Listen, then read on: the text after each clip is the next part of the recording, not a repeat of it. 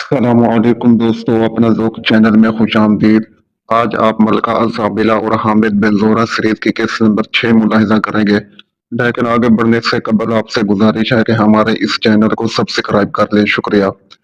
गर्द गुबार के बादल छट चुके थे और उनकी जगह कहीं कहीं आग के शोले बुलंद हो रहे थे। फसील में जगह जगह शगाफ पड़ चुके थे और जिस जगह दरवाजा था वहां मलबे का अंबार दिखाई देता था। बेशतर मकानों और कोठरियों की तरह वो मकान भी पैबंद जमीन हो चुका था जो आतका के लिए मुसर्रतों का गहवारा हो रह चुका था। वो भागते हुए किले के अंदर दाखिल हुए और थोड़ी देर में वो चंद सिपाही भी वहां जमा हो चुके थे जो कत्ले आम के वक्त भागकर इधर उधर छुप गए थे। उनकी निशानदही पर मलबे के नीचे दुबी हुई लाशें निकाली जा रही थी। नसीर की लाश को बुरी तरह मसख किया गया था। हाशिम अपने भाई की लाश को गांव ले जाना चाहता था, लेकिन आतका को इसरार था कि बाकी शहीदों की तरह मेरे वालिदैन को भी इसी जगह दफन किया जाए। चुनांचे हाशिम ने चंद आदमियों को अमारा की लाश लाने के लिए रवाना कर दिया और असर के वक्त उसे अपने शोहर के पहलू में दफन किया जा रहा था। अपने चचा के घर उस उजड़े हुए किले के हसरतनाक मनाजर हर वक्त उसकी निगाहों के सामने रहते थे और वो अपने वालिदैन की उस आखिरी आरामगाह पर हमेशा आंसुओं के मोती निछावर किया करती थी। आज भी शुमाल की तरफ वादियों और पहाड़ों में बल खाती हुई सड़क की तरफ वो टिकटकी बांध कर देख रही थी। उसकी निगाहों के सामने आंसुओं के पर्दे हायल हो रहे थे। अम्मी जान, उसने हल्की हल्की सिसकियां लेते हुए अपने दिल में कहा, आप मुझे इस बेरहम दुनिया में तन्हा क्यों छोड़ गए हैं? और उसके साथ ही आंसुओं के दो मोटे मोटे कतरे उसकी आंखों से बहते हुए मंडेर पर टेक टिपक पड़े। उस किले की तबाही के बाद गरनाता के लिए रसदों का मकदा एक अहम रास्ता बिल्कुल गैर महफूज हो चुका था। सड़क पर सिर्फ रात के वक्त रसद के काफिले चल सकते थे और उनकी हिफाजत के लिए आसपास जगह जगह तीर अंदाजों की टोलियां लगातार पहरा देती थी। मशरक की सिमत दूसरे पहाड़ी रास्ते निस्बतन महफूज थे, लेकिन वो इस कदर तंग और दुश्वार गुजार थे कि वहां से गल्ला सिर्फ खच्चरों पर लाद कर पहुंचाया जा सकता था। शुमाल में वीगा का जरखेज इलाका दुश्मन के पे दर पे हमलों के बायस बिल्कुल तबाह हो चुका था। उन दिनों मूसा बिन अबी गस्सान शहर से निकलकर दुश्मन पर जवाबी हमले करता। उसका हर हमला इतना शदीद होता था कि दुश्मन सेंटाफे और गरनाता के दरमियान अपनी अगली चौकियां पीछे हटाने पर मजबूर हो जाता था और उससे परेशान हाल कौम की ये उम्मीदें फिर जिंदा हो जाती थी कि दुश्मन शायद चंद हफ्तों या महीनों बाद फिर एक बार अपना मुहासरा उठाने पर मजबूर हो जाएगा। ये हालात बदल जाएंगे और अहले गरनाता के लिए रसदों का मौका की आसानियां पैदा होते ही अलाम मसाइब का ये दौर खत्म हो जाएगा। आतका उन लोगों में से थी जिन्हें अब भी इस बात का यकीन था कि शहीदान मिल्लत का खून कभी रायगा नहीं जाएगा और अहले गरनाता अलाम मसाइब के तूफानों से सुरखरू होकर निकलेंगे। हामिद बिन जोहरा दूर दराज के इलाकों में जिहाद की तबलीग किया करता था और कई कई दिन गांव से गैर हाजिर रहता था। सईद उन रजाकारों के एक दस्ते का रहनुमा था जो जान पर खेल कर अहले गरनाता को रसद पहुंचाया करते थे। जब कभी वो हाशिम के घर आता तो आतका को अहले गरनाता की हिम्मत और शुजाअत की रूह परवर दास्तानें सुनाता था। एक दफा वो 5 दिन गैर हाजिर रहा। बस्ती के जो रजाकार उसके साथ गए थे उन्होंने वापिस आकर बताया कि जब वो रसद लेकर गरनाता पहुंचे तो मूसा बिन अबी गस्सान शहर से बाहर निकलकर दुश्मन पर हमला कर चुका था और सईद उनके साथ वापस आने के बजाय लड़ाई में शरीक हो गया था। सईद 5वें दिन वापस पहुंचा और उसने हाशिम को यह इतला दी कि गरनाता में उसके तीनों बेटे बखैरियत हैं। उबैद और अमीन सिपा सालार के तूफानी दस्तों में नाम पैदा कर चुके हैं। उमर महफूज फौज के एक दस्ते का सालार मुकर्रर हो चुका है और वो ये कह रहा था कि अगर मुझे मौका मिला तो किसी दिन थोड़ी देर के लिए घर आऊंगा। एक रात अतका अपने कमरे में बैठी एक किताब देख रही थी कि खादमा अंदर दाखिल हुई और उसने कहा कि सईद के अब्बा जान आ गए हैं और भाई सईद भी उनके साथ हैं। हामिद बिन जोहरा 2 हफ्तों से गैर हाजिर था और आम हालात में जब भी वो किसी सफर से वापस आता था तो सबसे पहले आतका के मुतालिक पूछा करता था। वो जल्दी से किताब बंद करके उठी और भागती हुई नीचे चली गई। थोड़ी देर बाद वो एक कमरे के दरवाजे के करीब खड़ी थी और उसे हाशिम और हामिद की आवाजें सुनाई दे रही थी। जरा देर रुक कर वो झिझकते हुई कमरे में दाखिल हुई तो हाशिम ने उसी की तरफ घूर कर देखा और कहा, आतका तुम जाओ, हम इस वक्त एक जरूरी बात कर रहे हैं। आतका वापस मुड़ने लगी तो हामिद ने कहा, नहीं बेटी तुम बैठ जाओ। جو باتیں سعید کی موجودگی میں کی جا سکتی ہیں وہ تمہارے سامنے بھی ہو سکتی ہیں۔ آقا نے ہاشم کی طرف دیکھا اور اس کے ہاتھ کا اشارہ پا کر حامد بن زہرہ کے قریب بیٹھ گئی۔ حامد بن زہرہ کچھ دیر سر جھکا کر سوچنے کے بعد ہاشم سے مخاطب ہوا، یہ غرناطہ کی موجودہ صورتحال اتنی تشویشناک نہیں ہے۔ موسیٰ بن ابی غسان نے یہ ثابت کر دیا ہے کہ ہم اس گئی گزری حالت میں بھی اپنے اسلاف کی روایات زندہ رکھ سکتے ہیں، لیکن اب موسم سرما شروع ہونے والا ہے۔ جب برف باری شروع ہوگی تو رستوں کا مکہ کے بچے کچے راستے بھی بند ہو جائیں گے، اور موسیٰ بن ابی غسان یہ خطرہ محسوس کرتا ہے کہ باہر سے کوئی کمک نہ پہنچی تو محاصرے کی طوالت کے ساتھ غرناطہ کے مصائب بھی بڑھتے جائیں گے۔ انہوں نے جو قاصد سمندر پار کے اسلامی ممالک کی طرف روانہ کیے تھے انہوں نے ابھی تک کوئی پیغام نہیں بھیجا تھا۔ قیاس یہی ہے کہ انہیں سمندر عبور کرنے میں کامیابی نہیں ہوئی۔ ممکن ہے کہ نصرانیوں نے انہیں گرفتار کر لیا ہو۔ اب ان کی خواہش ہے کہ میں شمالی افریقہ اور ترکی کے حکمرانوں کے پاس ان کا پیغام لے جاؤں۔ آپ موسیٰ سے ملے تھے؟ ہاشم نے ان سے سوال کیا۔ نہیں، انہوں نے مجھے خط بھیجا تھا، حامد بن زہرہ نے جواب دیا۔ لیکن آپ تو دورے پر تھے، خط آپ کو کہاں ملا ہے؟ ہاشم نے پھر پوچھا۔ حامد بن زہرہ نے کہا، ان کا خط سعید لایا تھا اور میں یہ چاہتا ہوں کہ کسی تاخیر کے بغیر روانہ ہو جاؤں۔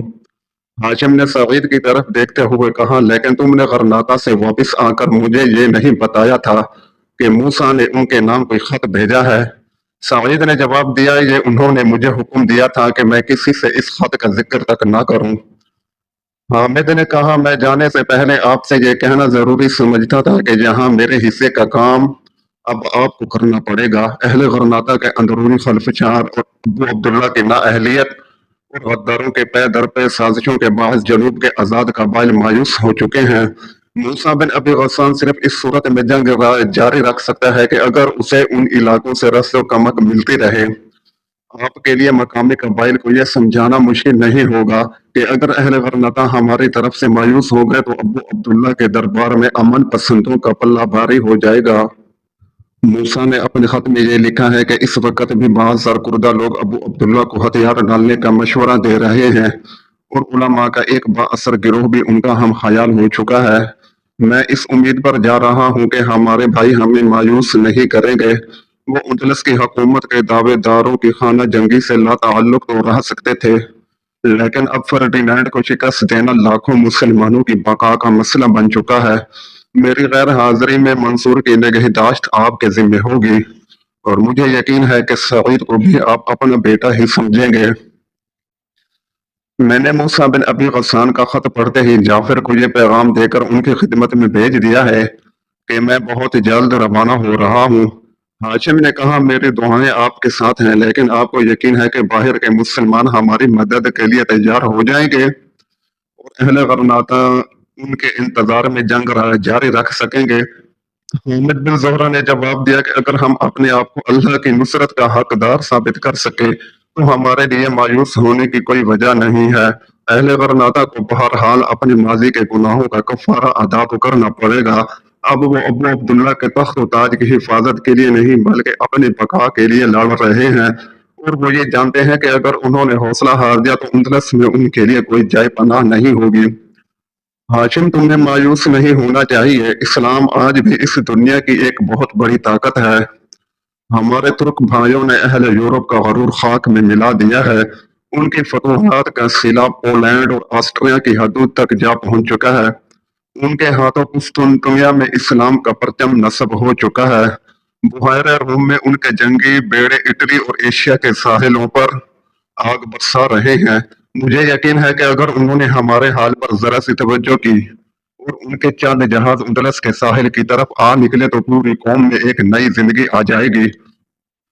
میں یہ دعویٰ تو نہیں کر سکتا کہ ترک کتنے دنوں یا مہینوں تک ہماری مدد کے لیے پہنچیں گے، لیکن یہ یقین کے ساتھ کہہ سکتا ہوں کہ اگر اہل غرناطہ نے فتح یا شہادت کے سوا کوئی اور راستہ قبول نہ کیا تو وہ ضرور آئیں گے۔ صبح امید کی روشنی صرف ان قافلوں کا مقدر ہے جو مایوسی کی تاریکیوں میں عزم و یقین کے چراغ جلاتے ہیں۔ اہل غرناطہ کا یہ فرض ہے کہ جب تک فتح و نصرت کے مالک کی بارگاہ میں ان کی دعائیں مستجاب نہیں ہوتی، وہ اپنی امیدوں اور حوصلوں کے ٹمٹماتے ہوئے چراغوں کے لیے خون مہیا کرتے رہیں۔ ایک مسلمان کے لیے شہادت کا راستہ ہی فتح و نصرت کا راستہ ہے۔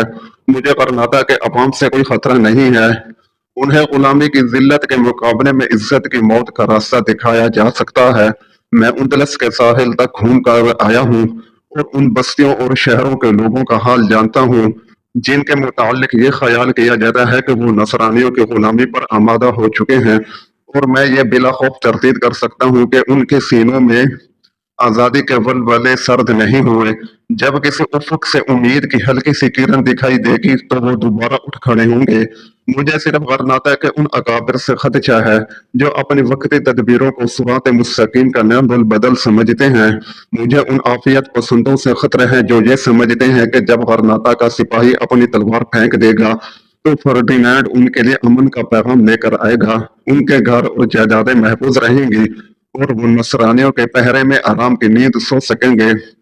اگر کسی دن تم یہ محسوس کرو کہ غرناطہ میں ان خود فریب انسانوں کا پلہ بھاری ہو رہا ہے تو تمہیں وہاں پہنچ کر انہیں راہ راست پر لانا چاہیے۔ غرناطہ کے حریت پسند عوام اور حق پرست علماء تمہارا ساتھ دیں گے۔ اب میں تم سے اجازت چاہتا ہوں۔ ابھی تمہیں انتہائی قابل اعتماد لوگوں کے سوا کسی سے میری مہم کا ذکر نہیں کرنا چاہیے، اور آتکا تمہیں بھی بہت احتیاط سے کام لینا چاہیے۔ حامد اٹھ کر کھڑا ہو گیا۔ ہاشم نے کہا، آپ صبح جائیں گے؟ نہیں، میں ابھی جا رہا ہوں، گھر میں میرا گھوڑا تیار کھڑا ہے۔ آپ کے ساتھ اور کون جائے گا؟ میں یہاں سے اکیلا جاؤں گا اور اگلی بستی سے کسی کو ساتھ لے لوں گا۔ ہاشم بولا کہ میں آپ کو آپ کے گھر سے رخصت کروں گا۔ وہ سارا سما اب اس کی آنکھوں کے سامنے پھر رہا تھا جب وہ حامد بن زہرہ کو گھر کے دروازے سے باہر آنسوؤں میں بھیگی ہوئی مسکراہٹوں کے ساتھ خدا حافظ کہہ رہی تھی، اور پھر اپنے کمرے میں سر بسجود ہو کر غرناطہ کے اس رجل عظیم کی کامیابی کے لیے دعائیں مانگ رہی تھی۔ حامد بن زہرہ کی روانگی کے بعد ہاشم چند ہفتے پوری تندہی سے اہل غرناطہ کو سامان رسد بھجوانے کی مہم میں حصہ لیتا رہا، لیکن جب موسم سرما کے آغاز کے ساتھ ایک طرف بارش اور دوسری طرف برف باری کے باعث پہاڑی راستوں پر آمد و رفت میں مشکلات پیدا ہونے لگیں، دوسری طرف دشمن کے چھاپا مار دستوں کے حملے شدت اختیار کرنے لگے، تو آتکا اس کے طرز عمل میں بھی ایک غیر متوقع تبدیلی محسوس کرنے لگی تھی۔ عمیر ان ایام میں 2 مرتبہ گھر آیا تھا۔ پہلی بار اس نے 2 دن قیام کیا اور اہل غرناطہ کی بے بسی اور بے چارگی کے جو حالات بیان کیے وہ انتہائی حوصلہ شکن تھے۔ دوسری بار وہ رات کے وقت گھر پہنچا۔ آتکا کو معلوم ہو چکا تھا کہ غرناطہ سے 2 با اثر آدمی اس کے ساتھ آئے ہیں۔ وہ غرناطہ کے تازہ حالات سننے کے لیے بے قرار تھی، لیکن اسے عمیر سے گفتگو کا موقع نہ ملا۔ اس نے اپنے ساتھیوں کو مہمان خانے میں پہنچا کر اپنے باپ کو اطلاع دی کہ وہ ابو القاسم کی طرف سے کوئی اہم پیغام لے کر آئے ہیں۔ ہاشم اس کے ساتھ مہمان خانے میں چلا گیا۔ تھوڑی دیر بعد عمیر صحن میں نوکروں سے کہہ رہا تھا کہ تم جلدی سے کھانا تیار کرو اور گھوڑوں کو چارہ وغیرہ ڈال دو۔ زینے اتارنے کی ضرورت نہیں ہے، ہم کھانا کھاتے ہی واپس چلے جائیں گے۔ ابا جان کا گھوڑا بھی تیار کر دو، وہ بھی ہمارے ساتھ جائیں گے۔ آتکا کچھ دیر اضطراب کی حالت میں اپنی چچی کی طرف دیکھتی رہی۔ بالآخر اس نے کہا، چچی جان، عمیر کا چہرہ بتا رہا ہے کہ وہ کوئی اچھی خبر نہیں لایا ہے۔ اب اگر ابو القاسم کے LT راتوں رات چچا جان کو اپنے ساتھ لے جانا چاہتے ہیں تو اس کی وجہ اس کے سوا اور کیا ہو سکتی ہے کہ غرناطہ میں کوئی اہم واقعہ پیش آ چکا ہے۔ سلمہ نے جواب دیا، بیٹی تمہیں اس قدر پریشان نہیں ہونا چاہیے۔ عمیر، اگر کوئی بری خبر ہوتی تو وہ اندر آتے ہی شور مچا دیتا۔ تم اطمینان رکھو، اگر کوئی اہم بات ہوئی تو تمہارے چچا مجھے بتائے بغیر غرناطہ نہیں جائیں گے۔ میں عمیر سے امین و عبید کے متعلق بھی نہیں پوچھ سکی۔ تھوڑی دیر بعد آتکا اضطراب کی حالت میں بالا خانے میں اپنے کمرے کا رخ کر رہی تھی۔ زینے کے اندر بالائی منزل کے دروازے سے 2 قدم نیچے ایک کھڑکی سکونتی مکان اور مہمان خانے کے درمیان ان کوٹھیوں کی چھت کی طرف کھلتی تھی جہاں ان کے ملازم رہتے تھے۔ آتکا اس کھڑکی کے سامنے رک گئی، پھر اس نے جھجکتے ہوئے بند کھڑکی کی کنڈی کھول دی۔ پھر وہ کوٹھیوں کی چھت پر اتر گئی اور دبے پاؤں آگے بڑھی۔ کوئی 30 قدم آگے اس چھت کا ایک کنارہ مہمان خانے کی عقبی دیوار سے جا ملتا تھا، لیکن مہمان خانے کے کشادہ کمروں کی چھت اس چھت سے کوئی 1.5 گز اونچی تھی، اور چھت سے ذرا نیچے 2 چھوٹے چھوٹے روشن دان تھے۔ ایک روشن دان کھلا تھا اور وہاں سے کمرے کی دھیمی روشنی دکھائی دے رہی تھی۔ आतका ने घुटनों के बल होकर अंदर झांकने की कोशिश की, लेकिन दीवार इतनी चौड़ी थी कि उसकी निगाहें नीचे न जा सके। वो सिर्फ आवाजें सुन सकती थी। कोई कह रहा था, देखिए, अगर ये मामला इस कदर अहम ना होता तो वजीर आजम अबू अल कासिम आपको रातों रात के वक्त सफर करने की तकलीफ ना देते। वो अपने खत में सारी तफसीलात बयान नहीं कर सके, हम आप हालात की नजाकत का थोड़ा बहुत अंदाजा जरूर लगा सकते हैं। हमारे लिए गरनाता को तबाही से बचाने का आखिरी मौका है। अगर हमने ये मौका खो दिया तो हमारी आइंदा नस्लें हमें माफ नहीं करेंगी। हाशिम की आवाज आई, मैंने अबू अल कासिम के हुक्म की तामील से इनकार नहीं किया। मैं गरनाता की खातर चलने के लिए तैयार हूँ, लेकिन अगर अबू अल कासिम ये चाहते हैं कि मैं उस इलाके के तमाम कबाइल की तरफ से कोई जिम्मेदारी कबूल करूँ तो मुझे पहले उन कबाइल के अकाबर से मशवरा करना पड़ेगा। दूसरी आवाज आई, जनाब अबू अल कासिम ने आपको इसलिए नहीं बुलाया कि वो आपको कोई ऐसी जिम्मेदारी सौंपना चाहते हैं जिसे आप पूरा न कर सकें। वो सिर्फ कौम के अकाबर से मशवरा लेना चाहते हैं। अगर वो आपको कायल ना कर सके तो मुमकिन है आप उन्हें कायल कर सकेंगे। आपको बुलाया ही इसीलिए है कि वो आपकी राय को बहुत अहमियत देते हैं। हाशिम ने कहा, यह बहुत अच्छा, मैं तैयार हूँ। उमर ने कहा, अब्बा जान, मुझे यकीन था कि आप इनकार नहीं करेंगे, इसीलिए मैंने आते ही आपको घोड़ा तैयार करने के लिए कह दिया था। हाशिम ने कहा, तुम जाकर अपनी माँ को तसल्ली दो कि तुम्हारे भाई बखैरियत हैं। कमरे में कदमों की आहट सुनाई दी और आतिका जल्दी से उठकर अपने कमरे की तरफ चल पड़ी। उसके दिल का बोझ कतरे कम हो चुका था और वो अपने दिल को तसल्ली देने की कोशिश कर रही थी कि वजीर अबू अल कासिम दुश्मन पर फैसला कुन हमला करने से पहले कौम के अकाबिर से मशवरा करना चाहता है। लेकिन इस बात से उसे उलझन महसूस होती थी कि मूसा बिन अबी गस्सान के होते हुए ये पैगाम वजीर की तरफ से क्यों आया है और उसके चचा के तजब्जुब की वजह क्या थी। हाशिम को गरनाता गए 10 दिन गुजर चुके थे और गांव में किसी को मालूम ना था कि वहां क्या हो रहा है। इस दौरान सईद भी गांव से गैर हाजिर रहा। मंसूर हर रोज आतिका के घर आता था, लेकिन सईद के मुतल्लिक वो भी कोई तसल्ली बख्श इतला न दे सका। एक दिन आतिका ने जुबैदा को बुलाकर ताकीद की कि तुम सईद को वापस आते ही हमारे यहाँ भेज देना। 2 दिन बाद जब आतिका सुबह की नमाज से फारिग हुई थी कि मंसूर भागता हुआ उसके कमरे में दाखिल हुआ। उसने कहा, मामू जान आ गए हैं। कहाँ है वो? आतिका ने पूछा। मस्जिद में लोगों से बातें कर रहे हैं, मंसूर ने जवाब दिया। अभी जहां ही पहुंच जाएंगे। रात के वक्त घर पहुंचे थे। आतिका तेजी से मंसूर के साथ नीचे उतरी। उसने बरामदे से अपनी चची के कमरे में झांक कर देखा, वो कुरान मजीद की तिलावत कर रही थी। उसने जल्दी से सहन अबूर किया और बिहुरी के करीब रुककर सईद का इंतजार करने लगी। थोड़ी देर बाद जब सईद की झिलक दिखाई दी, आतिका चंद कदम बाईं तरफ हटकर खड़ी हो गई। सईद ने उसके करीब पहुंचकर कहा, मुझे रात घर आते ही तुम्हारा पैगाम मिल गया था, लेकिन बहुत देर हो गई थी। तुम बहुत परेशान हो, हुआ क्या है? आतिका ने पूछा, तुम गरनाता गए थे? नहीं, मुझे वहां जाने का मौका ही नहीं मिला। मैं पिछले कई दिनों से अल फुजारा में मसरूफ रहा हूँ। मुझे वहां रजाकार भर्ती करने का काम सौंपा गया था। अतका ने कहा, क्या तुम्हें कुछ मालूम है कि गरनाता में कोई अहम फैसला हो रहा है? सईद ने जवाब दिया, मैं सिर्फ इतना जानता हूँ कि मूसा बिन अबी गस्सान बहुत जल्द शहर से बाहर निकल कर दुश्मन पर हमला करेंगे और साथ ही समंदर के साहिल तक मफतूहा इलाकों के अवाम दुश्मन पर टूट पड़ेंगे। गरनाता के हालात ऐसे नाजुक हैं कि हम ज्यादा देर इक्का दुक्का झड़पों पर इक्तफा नहीं कर सकते। अतका बोली कि तुमने एक दिन कहा था कि अबू अब्दुल्ला और उसका वजीर अबू अल कासिम इस जंग के नताइज के मुतालिक ज्यादा पुरुम्मीद नहीं है। अगर उनका बस चला तो वो जंग जारी रखना भी पसंद नहीं करेंगे। हाँ, गरनाता के अवाम यही महसूस करते हैं, लेकिन मूसा बिन अबी गस्सान की मौजूदगी में उनका बस नहीं चलेगा। सईद ने जवाब दिया। फिर अतका ने कहा, क्या तुम्हें मालूम है कि चचा हाशिम गुज़श्ता 10 दिन से गरनाता में है? हाँ, मैंने घर पहुंचते ही ये बात सुनी थी, सईद ने जवाब दिया। रात ने फिर कहा, लेकिन तुम्हें ये मालूम नहीं कि वो अबू अल कासिम की दावत पर वहां गए हैं? उसकी तरफ से 2 आदमी ये पैगाम लेकर आए थे कि वजीर आजम ने आपको एक अहम मशवरे के लिए बुलाया है। उमेर उनके साथ था। लेकिन इसमें परेशानी की कौन सी बात है? सईद ने कहा, तुम्हें मालूम है कि तुम्हारे चचा के ख्यालात सिपह सलार के ख्यालात से मुख्तलिफ नहीं है और वो अबू अल कासिम को कोई गलत मशवरा भी नहीं दे सकते। आतका ने कहा, अगर हमले के मुताल्लिक कोई बात होती तो चाचा जान को अबू अल कासिम की बजाय मूसा की तरफ से पैगाम आना चाहिए था। मैं ये खतरा महसूस कर रही हूँ कि कहीं अबू अल कासिम ने मूसा का असर कम करने के लिए कौम के बाअसर लोगों को अपना हम ख्याल बनाने की मुहिम तो शुरू नहीं कर दी। सईद ने जवाब दिया कि मौजूदा हालात में हमें ऐसी बात सोचनी भी नहीं चाहिए। अगर अबू अल कासिम के दिल में ऐसा कोई ख्याल आया भी तो वो तुम्हारे चचा को राजदार बनाने की हमाकत नहीं करेगा।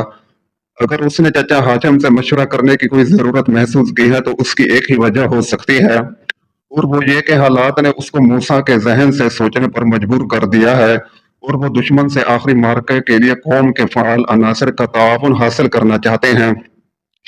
वरना तुम्हारे चचा जान के मुतालिक उसे यह गलत फहमी नहीं हो सकती कि वो सुलह की किसी भी तजवीज बर्बाद करना पसंद करेंगे। आतका ने पुरुम्मीद होकर कहा, अगर तुम यहाँ होते तो मुझे इस कदर परेशानी ना होती। मेरे दिल में तरह तरह के वसवसे सर उठा रहे थे। मैं ये सोचा करती थी कि शायद फौज का एक अंसर इस तवील जंग से दिल बर्दाश्त होकर सुलह का हामी बन चुका है, और वो मूसा को अपने रास्ते से हटाने के लिए कोई गहरी साजिश कर रहा है। सईद ने मुस्कुरा दिया, वहम का तो कोई इलाज ही नहीं है। तुम्हारे इत्मीनान के लिए क्या यह बात काफी नहीं थी कि तुम्हारे चचा जान गरनाता में मौजूद हैं? आतका ने जवाब दिया, मैं चचा हाशिम पर शक तो नहीं करती, लेकिन गुज़श्ता चंद हफ्तों से उनके तर्ज अमल में काफी तब्दीली आ चुकी है। जिहाद की तबलीग के मुतालिक उनका वलवला सर्द पड़ चुका है, और जंग के बजाय अब वो अपने बेटों के मुतालिक सोचते रहते हैं। सईद बोला, आतका हर बाप अपनी औलाद के मुतालिक सोचता है। पहले तो ये हालत थी कि अगर कोई जरा सी मायूसी का इजहार करता था तो वो उस पर बरस पड़ते थे। उमैर से वो इसलिए नाराज रहा करते थे कि वो दुश्मन की कुव्वत से मरगूब था, लेकिन अब उमैर उनके सामने मूसा पर भी नुक्ताचीनी करता है तो वो खामोश हो जाते हैं। सईद ने जवाब दिया, आतका बोली, वो ये जानते हैं कि उमैर बेवकूफ है। क्या ये हैरत की बात नहीं कि अबू अल कासिम के एलची उमैर के साथ आए थे? आतका, तुम बिला वजह परेशान हो रही हो। तुम ये क्यों नहीं सोचती कि गरनाता से आने वाले एलचियों ने आखिर किसी रहनुमा की जरूरत महसूस की होगी, और तुम्हारा हम ज्यादा इतना बेवकूफ भी नहीं कि वो उन्हें अपने घर का रास्ता भी ना दिखा सकता। सईद ने जवाब दिया। आतका हंस पड़ी। उसके दिल से वसवसे का रहा सहा बोझ उतर चुका था। सईद ने कहा, चलो मैं चची जान को सलाम करना चाहता हूँ। तो अगले रोज हाशिम गरनाता से वापस आ गया। सईद उसकी आमद की इतला मिलते ही उसके घर पहुंच गया। हाशिम बिस्तर पर लेटा हुआ था। सलमा और आतका उसके करीब बैठी हुई थी। आतका सईद के लिए अपनी कुर्सी खाली करके पीछे हट गई, और सईद ने बैठते ही दरियाफ्त किया, मुझे अभी मंसूर ने इतला दी थी कि आप गरनाता से लौट आए हैं, और मैं उसी वक्त उठकर चला आया। कहिए, आप कब पहुंचे? मुझे ज्यादा देर नहीं हुई, हाशिम ने थकी हुई आवाज में जवाब दिया। आपकी तबीयत कैसी है? सईद ने उनसे दरियाफ्त किया। मैं बहुत थक गया हूँ, हाशिम ने जवाब दिया। गरनाता में मुझे आराम करने का मौका नहीं मिला। सईद बोला कि आप बहुत दिन लगा दिए। चच्ची जान आपके मुतालिक बहुत परेशान थी। हाशिम ने कहा, मेरा ख्याल था कि मैं एक दो दिन ठहर कर वापिस आ जाऊंगा, लेकिन गरनाता के हालात ऐसे थे कि मुझे रुकना पड़ा। सईद ने कहा, चच्ची जान कहती थी कि वहां से दो आदमी कोई अहम पैगाम लेकर आए थे, और आप अचानक रवाना हो गए थे। हाशिम ने घूर कर सलमा की तरफ देखा और फिर सईद की तरफ मुतवज्जे होकर कहा, मुझे अबू अल कासिम ने बुलाया था। गरनाता में खुराक की कहत ने इंतहाई खतरनाक सूरत हाल अख्तियार कर ली है। अगर दुश्मन ने मौसम सरमा के इख्तिताम तक मुहासरा जारी रखा तो हजारों आदमी भूख से हलाक हो जाएंगे, और अवाम की तरह लश्कर में भी बददिली फैल जाएगी। मूसा बिन अबी गस्सान का इसरार है कि हमें किसी ताखीर के बगैर पूरी फौज के साथ शहर से बाहर निकलकर दुश्मन पर भरपूर जरब लगानी चाहिए, लेकिन गरनाता के अकाबिर का एक बाअसर गिरोह इस तजवीज का मुखालिफ है। सईद ने पूछा, आपको तो वजीर आजम ने बुलाया था, क्या वो भी मूसा की तजावीज के मुखालिफ हैं? नहीं, वो सिर्फ ये चाहते हैं कि गरनाता से बाहर निकलकर फैसला कुन जंग से कबल दुश्मन के खिलाफ और कई महाज खोल दिए जाएं, ताकि उसकी कुव्वत बढ़ जाए। हाशिम ने जवाब देते हुए मजीद कहा कि मुझसे वो ये पूछना चाहते थे कि कोहिस्तानी इलाकों के कबाइल अहले गरनाता का बोझ हल्का करने के लिए किस हद तक उनके साथ ताउन करेंगे। मैंने उन्हें ये जवाब दिया था कि मैं अपने कबीले या अपने पड़ोस के चंद कबाइल की जिम्मेदारी तो ले सकता हूँ, लेकिन दूसरे इलाकों के कबाइल को मैदान में लाने के लिए उनके सरदारों को एतमाद में लेना निहायत जरूरी है। اور اب حکومت کے ایلچی ان کی طرف روانہ ہو چکے ہیں۔ جاری ہے دوستو، بقیہ آپ انشاءاللہ عز و جل اگلی ویڈیو میں ملاحظہ کریں گے۔ تب تک اپنا خیال